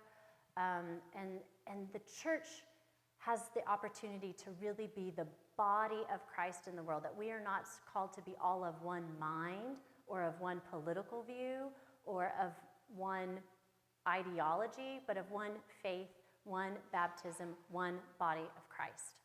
And so I think that it's a beautiful and wonderful thing when we can have churches that are divided and yet are coming together and receiving communion from the same altar. I think that that is so important and such a great opportunity. Another thing that I'll say to that is, because it came up as a question in one of the other sessions as a follow-up about preaching politics. And the example that came to mind for me was the Friday after Roe v. Wade was overturned.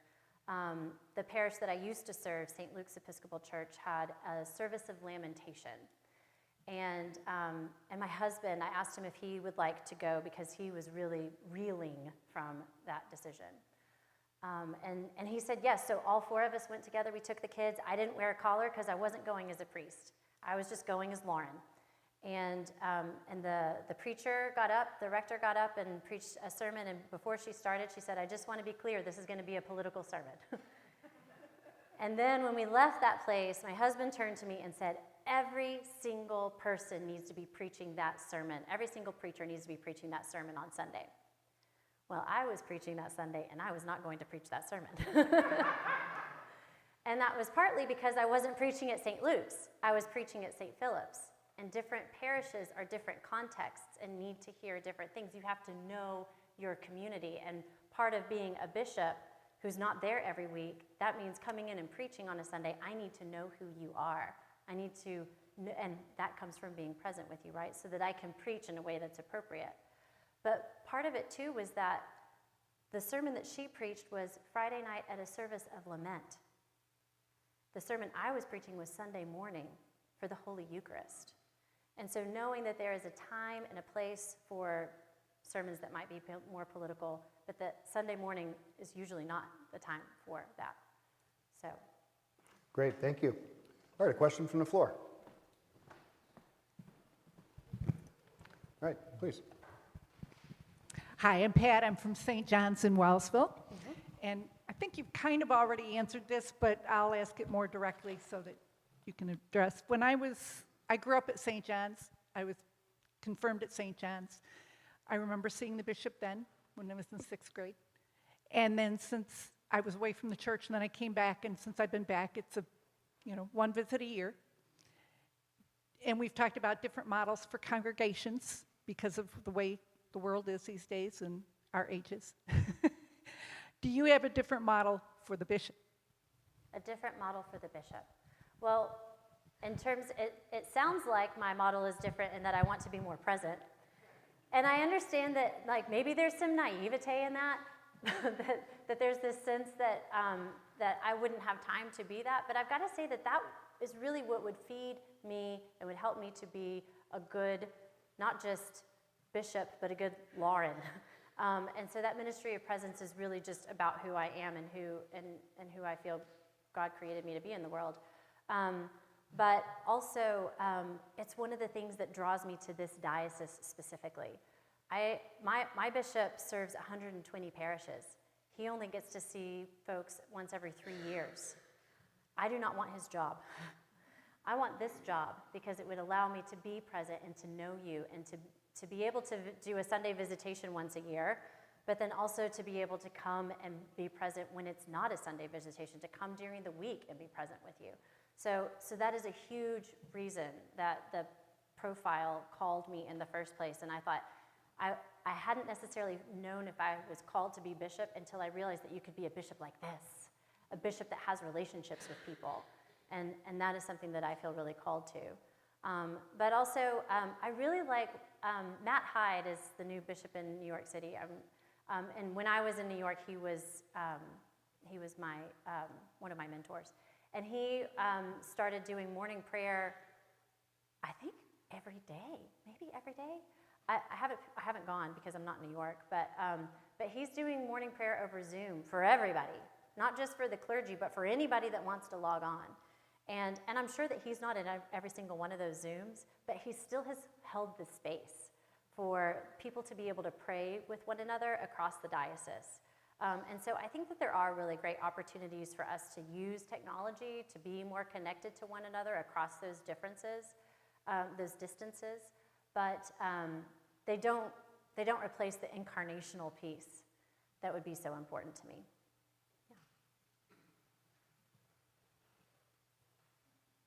Come on, Michael. Yeah. Fumbling with my mic here. So the next question is a somewhat broad question. What do you see as the future of the church? How will you lead the people in our diocese into that future? I'm reading this book right now that I really enjoy, and it's by a guy that some of you may be familiar with. His name is Sam Wells. He's a priest at St. Martin's in the Field in London, England. And the title of the book is A Future Bigger Than the Past. A Future Bigger Than the Past. And in that book, he talks about how church is not a problem to be solved, but a mystery to live into. And that being church is all about being a place where people encounter God. It's being a place where people encounter the living Christ in one another and in our worship and in our prayer, that is what being church is. And that solving the problems is part of the work that we have to do. We can't be negligent of those things, but that's not what being church is. We solve the problems so that we can continue to be church, but we can't let that be our identity or our focus. So I don't know what the future of the church looks like, but I do know that Jesus is already there. I do know that Jesus is already there and waiting for us and is ready to welcome us into whatever that future looks like, and so I'm not scared of it. I might be a little anxious occasionally because I like to be in control and I don't get to control the future. But I'm not scared of it because I know that Jesus is already there. And I believe that, that whatever is in store for us is going to look different, and that it is still going to be a story of resurrection and of presence with one another. Great, thank you. A question from the floor. Okay, Johnny. You go. Lord, and welcome. Thanks. I'm Johnny Ross. I'm the rector at St. Andrews in Caledonia and Grace Episcopal Church in Scottsville. Most of my ministry, most of my 28 years, has been in small churches, of which was my own design. That's what I feel called to. Mm-hmm. At last count, I think there was 15 small churches in this diocese closed under the last episcopate. Mm. Could you say something about the importance of the episcopal voice in rural and small communities, particularly our particular theological voice, our social justice voice, and what it means to be that branch of the Jesus movement in a small community where it is the only type of voice? Mm-hmm. Yeah. Thank you for that question. Thank you.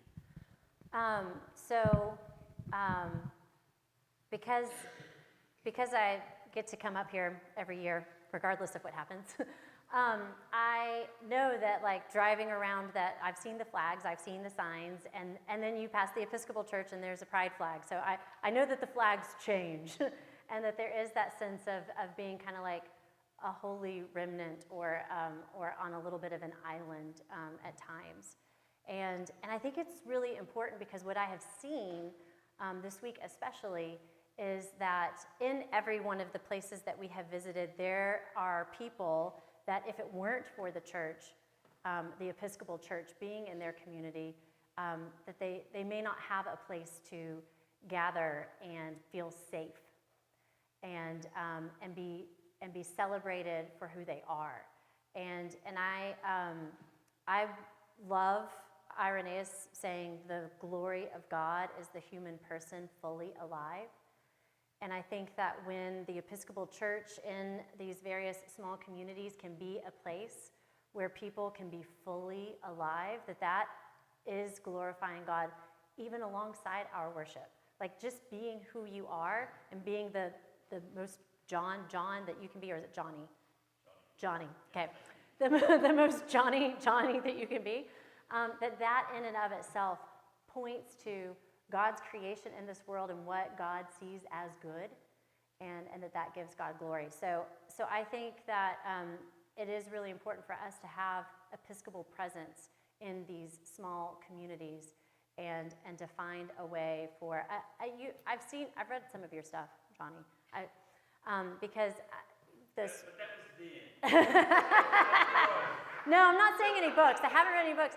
But I've noticed that on the churches that you serve, that you talk about how like we are small, but we are mighty, and so I love that you project that, and that is your witness in the parishes that you serve, because I think that it's important for people to know that being small can be mighty, because it's all about being the fullness of God, and that doesn't have to do with ASA. Sorry, average Sunday attendance. that is not the fullness that we're talking about, but rather just being fully small, if that's what we're called to be. That gives God glory too. Yeah. Okay, the next question is, it is said that the future of our church depends upon the engagement of millennials and Generation Zs. Do you agree? And if so, how would you engage members of these generations? The future of this church depends on Jesus. I don't feel like I should have to say more, but the future of this church depends on Jesus. It does not depend on any one generation, but on the presence of Jesus in every single generation. And as far as wanting young people to be a part of the church, absolutely, but not because they're going to save the church. Not because we've got to get them in the door so that we can teach them how to pledge.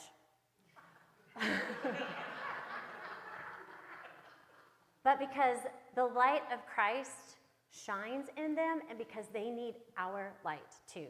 They need the light of Christ in every single one of you. You have something to offer young people, and they need you.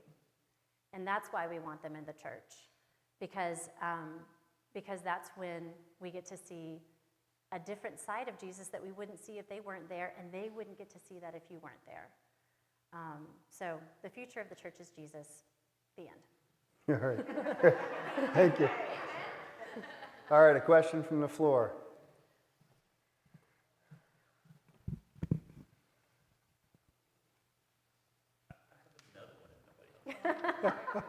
All right, great. Please. I haven't fully formed the question except to say, my name is Susan Hartney, and I'm from Watkins, but I go to our wine bar church up in Geneva. It's the storefront Trinity Place. Yeah. And we're not young people here, and we're not young people at Trinity Place. We don't have young people.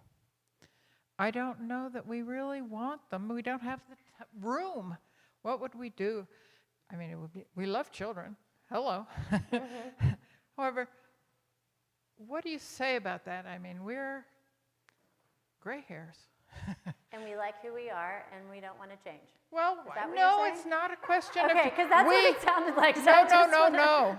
Because we have changed. Yeah, well, that's true. We're off the wall at times, I think. Yeah. But we're not... The wider church says, oh, you have to have children in the church or young families or you're going to die. No.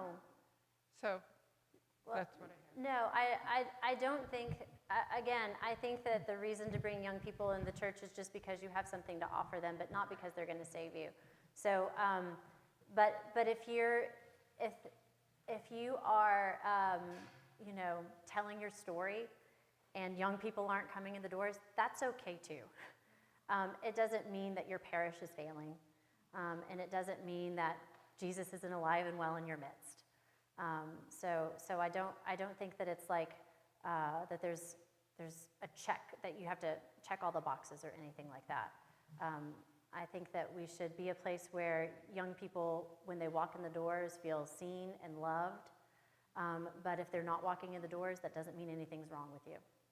Does that answer your question? Yes and no.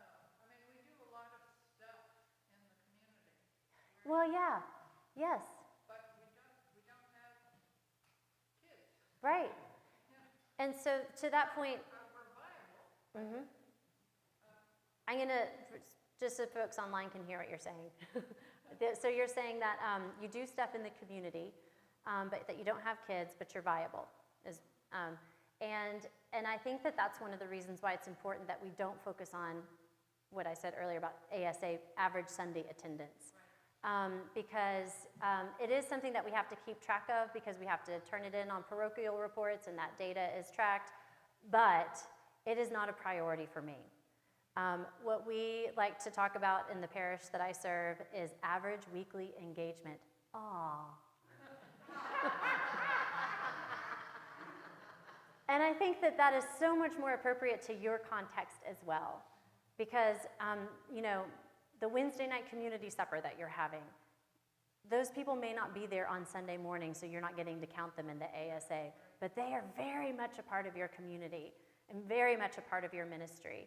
And so I'm sorry that we don't calculate that, but that would be what I would encourage you to focus on. Yeah.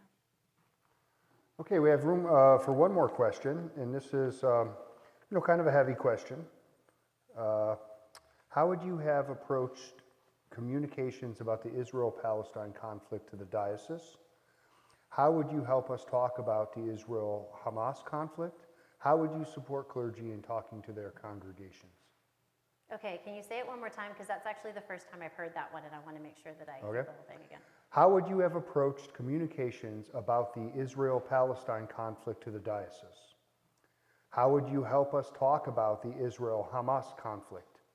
And then finally, how would you support clergy in talking to their congregations? Okay. The hard thing about this question is that it's asking it in hindsight.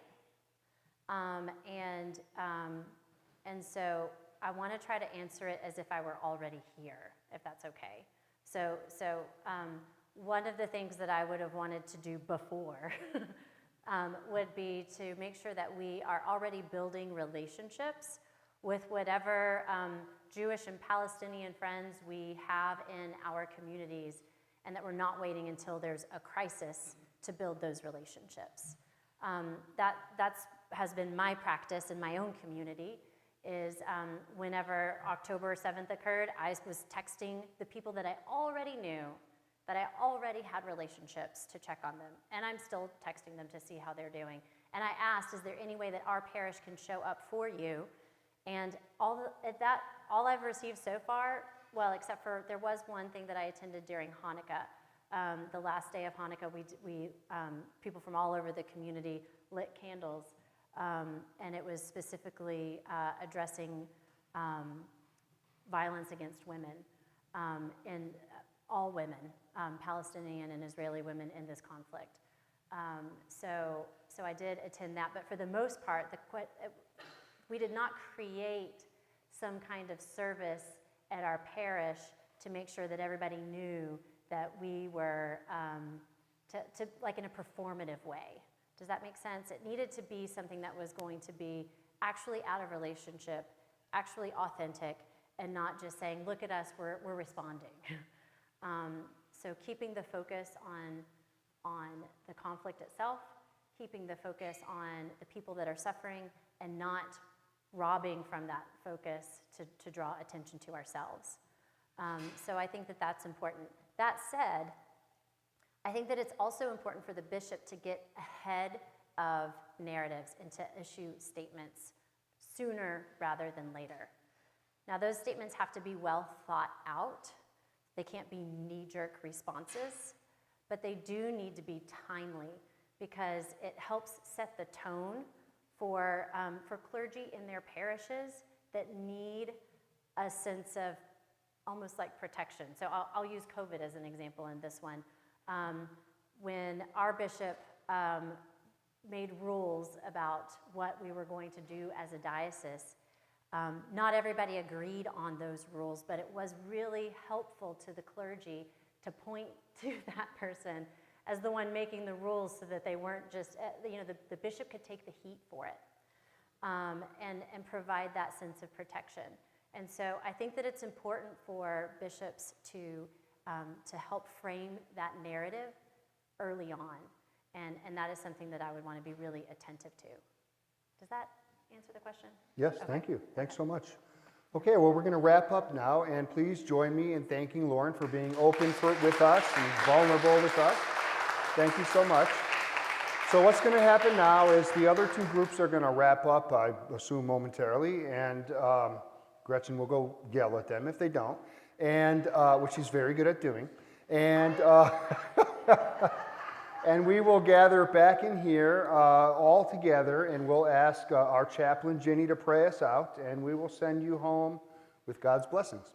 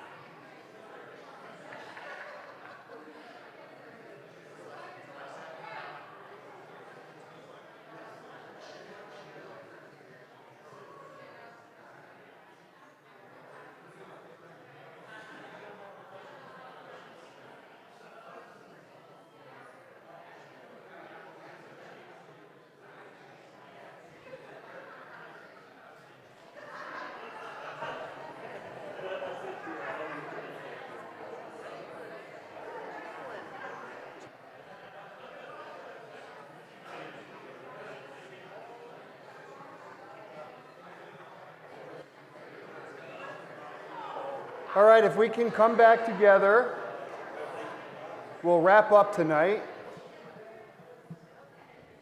Come on in.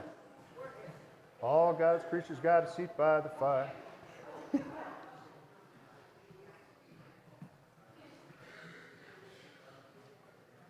As we gather together, let's acknowledge our candidates who have been so open with us and vulnerable to us and answering our questions and being present with us. Thank you so much.